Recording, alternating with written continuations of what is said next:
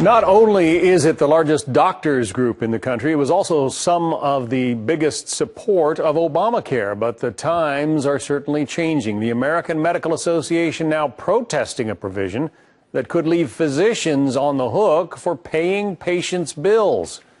Dr. Donald Palmisano is the former president of the AMA and author of On Leadership and the Little Red Book of Leadership Lessons. So what is it when you get into the fine print? I mean, the AMA was all behind Obamacare 4 years ago when this thing was announced. But when you get into the fine print, there is a real potential problem for doctors. Tell us about that.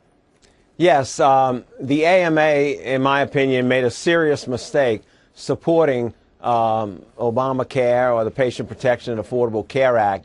And they did it before the House of Delegates met. The board decided to do that. And what they need to do now is to say they made a mistake and remove their support.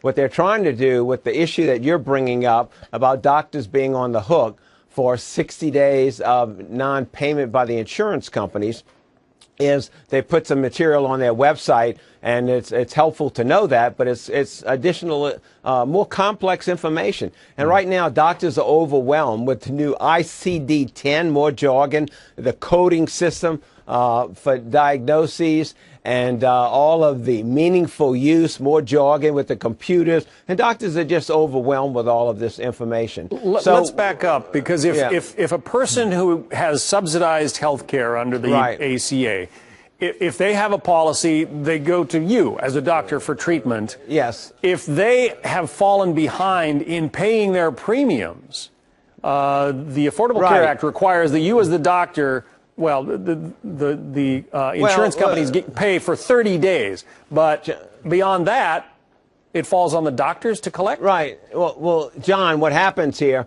is that there's a grace period. So the patient has 90 days to pay.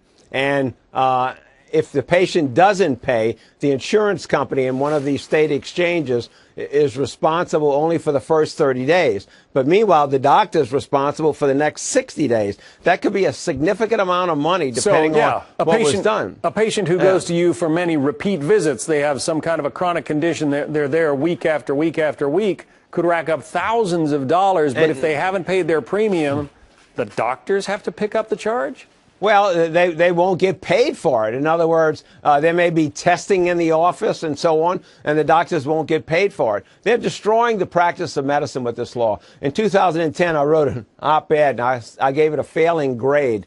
And I said it was worse than Gulliver being tied up by the Lilliputians. And now we see more and more regulations coming out. And all this advertising that the government is doing, all that will do is make a bad product fail quicker. It's like bragging about a car that has a broken engine to get you to the destination. In the end, the car's not going to get you to the destination, and this law is not going to do it. There is a way to fix the system. The system needed to be fixed, and you need to do it by buying insurance across state lines, individual ownership, medical liability reform, all of these things, tax credits for buying your own insurance. And then so those people who still fall outside of the safety net, we have to have a way to fix them. But all we're doing is just making more of a mess with this law. Dr. Donald Palmisano. Yes, sir. Thank you.